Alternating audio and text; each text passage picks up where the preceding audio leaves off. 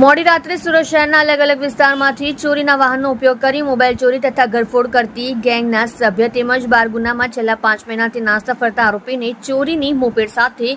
ઝડપી પાડતી સુરત શહેર ક્રાઇમ બ્રાન્ચ હાલના સમયે સુરત શહેર વિસ્તારમાં કાયદો અને વ્યવસ્થા જાળવી રાખવા તથા મિલકત સંબંધી બનતા ગુના અટકાવવા તથા નાસ્તા ફરતા આરોપીઓને પકડી પાડવા ડીસીબી પોલીસ સ્ટેશન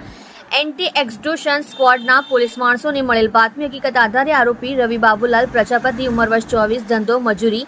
રહેઠાણ રાજુભાઈ તેલીના મકાનમાં ઉંમર વર્ષ રૂમ નંબર 13 ગણેશનગર પાંડેસરા સુરતનાને એક્ટિવા મોપેડ જેનો રજિસ્ટર નંબર GG05 LG6077 મુજબનો છે, જેની હાલની કિંમત ₹15,000 મત્તાની ગણી શકાય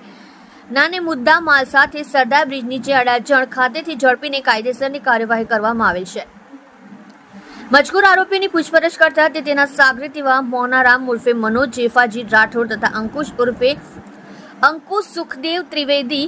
નાઓની સાથે ભેગા મળીને સુરત શહેરના અલગ અલગ વિસ્તારમાં રાત્રિ દરમિયાન વાહનની ચોરી કરતા અને ચોરીના વાહન સાથે અલગ અલગ વિસ્તારમાં ફરી મોબાઈલ ચોરી તથા ઘરફોડ ચોરી કરતા હોવાનું કબૂલ કરેલ છે।